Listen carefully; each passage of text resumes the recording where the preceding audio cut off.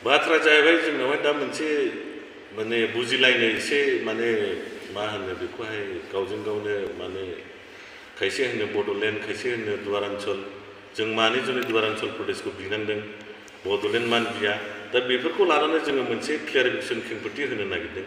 जे बड'लेण्डआ मानो जों बियाखै मानो दुवारान्चलखौ जोङो लानानै आवगायगासिनो दङ बाथ्राया जाहैबाय बावैसो सिगां जनिंथि खातार सारा एक्स बिटिसिनि प्रिन्सिपाल सेक्रेटारि बिथाङा फंसे बाथ्रा होनलांदोंमोन दा जोंनि बर' मानसिफ्रा बेखौ मा बुजिखो मा बुजिदिया जों बुजिला बिथाङा होनदोंमोन जे आर्टिकेल 2(3)आवहाय जे रायजो दाग्रा दफा नाम्बार बे आर्टिकेल 2(3)आव ट्राइबेल बिलागत कारणे एको कथा लिखा हुआ नाय होनना बुंदों बा लिखा नाय दा बे खोथाया सैथो बे खोथाया सैथो जे आर्टिकेल 2(3)आव ट्राइबेलफोरनि मोनथायनि जेबो एखुथायै लिरनाय गैया दा बे बाथ्राखौ बड'फानि उनाव बिमानि रावै गुवारै बुजायनानै होनो जुनै बर'फ्रा माने मावरिया गथ'फोर बादि जानानै थाबाय जिखिजाया खायसे बुजिनो नाजादों बाथ्रा जाहैबाय आर्टिकेल 2(3)आनो जाहैबाय नोंनिया आलादा रायजो इउटि दाग्रा दफा बेवहाय एखुथायै ट्राइबेलफोरनि बा नन ट्राइबेलनि बा सोरनिबा जाति कमिटि बिसोराव जेबो बाथ्रा लिरनाय गैया बिनि इन्टारप्रिटेसनानो जाहैबाय इन जेनेरेल इनक्लुसिभलिसो दा बड'लेण्ड सोदोबा लिंगुइस्टिक बेसिसआव बड'लेण्डब्लाबो बिनि इन्टारप्रिटेसना बे जे बियो एक्सक्लुसिभलि मोनसे बड'फोरनि मोनथायखौ एक्सक्लुसिभलि एखुथायै मोनथायखौ बुजायो दा जों बेखौनो होनदों जुदि आर्टिकेल 2(3)आव ट्राइबेलफोरनि जुनै बा ट्राइबेलफोरनि एखुथा भाबैहाय जुदि मोनथायनि आलादा रायजो इउटि मोननायनि बाथ्रायानो गैयाब्ला भारत सरकारा जोंनो बोरै आलादा रायजो दानानै होगोन मानोना बर' राभा खासि जयन्तिया गार' मिसिं लालुं कसारि बेफोर ट्राइबेल सोदोब दा बे ट्राइबेल सोदोबखायनोथ' जोंनो माने बड'लेण्ड टेरिटरियेल काउन्सिल होदों बा नोङो राभाफ्रा ट्राइबेलखायनोथ' राभा हासं होदों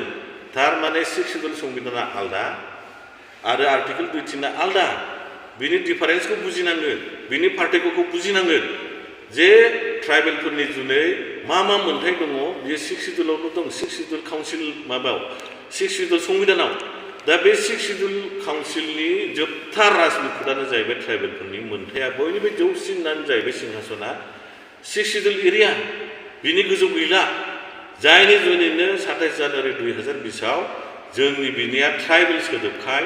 एक्सक्लुसिभलि ट्राइबेलफोरनि मोनथायखौ एखुथायै बिनायखाय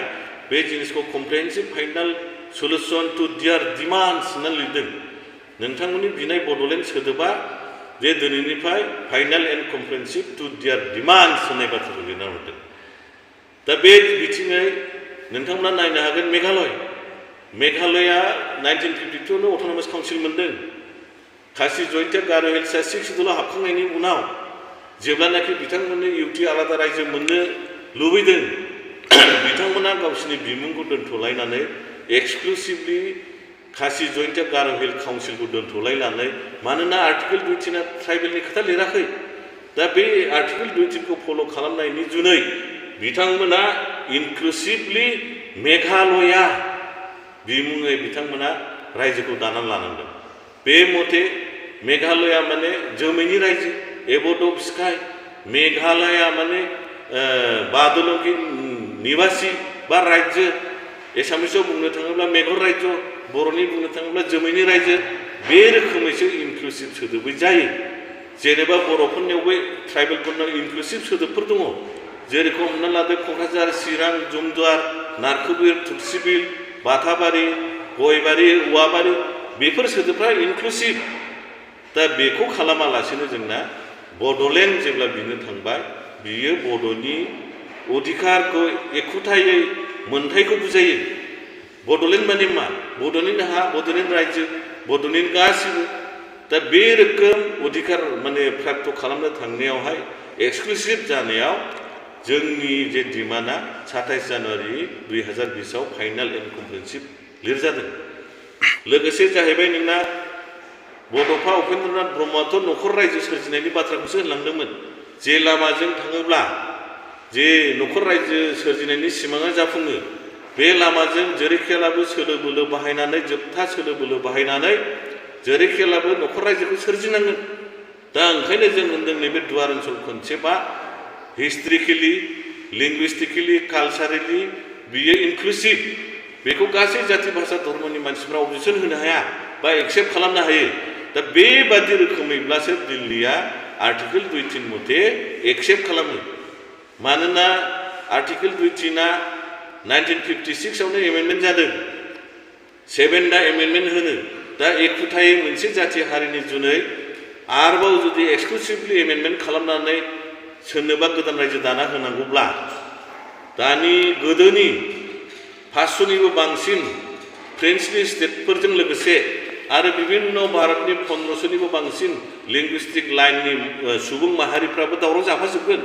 बे बिथिङै भारतआ मालाबाबो बे रोखोमै आलादा एक्सक्लुसिभलि रायजो दानानै होनो हाया दा ओंखायनो जों बुंदों नैबे दुवार ओनसोल प्रदेश बा डिजिपिनि जे कनसेप्ट बेनो थार लामा दिल्लीसिम सहैगोन आरो जोंनि मोनथाया थाबनो जाफुंगोन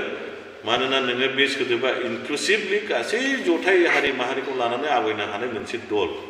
बे खोथाया बे कुइसना बिराद मोजां जादों सोंनाया बाथ्राया जाहैबाय बिथांमोननि जे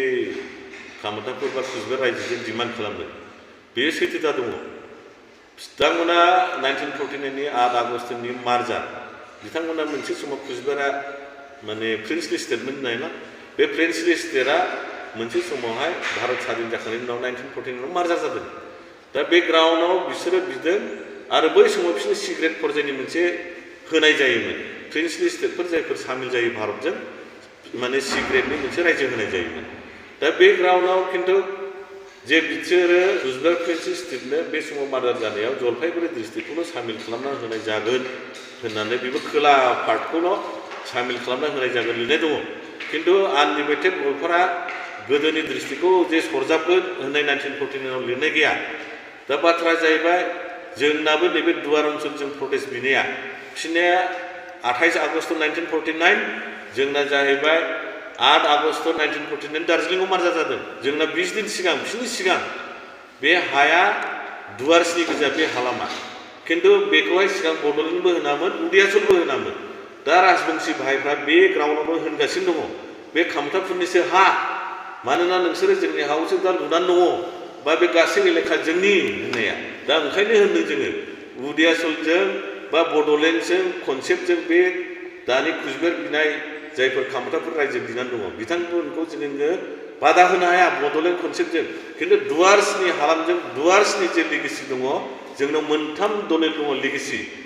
1865 1910 1949 बिथांमोनाव दङ खालि 1949 आव एग्रिमेन्ट जानाय मोनसे लिगेसि बेखौ लानानै बिथांमोना गोदान रायजोखौ बिगासिनो दङ दा ओंखायनो होनदों जोङो दुवार ओनसोलनि बे दुवार प्रदेश कनसेप्टजोंल' बिथांमोनखौ जों होबथानो हायो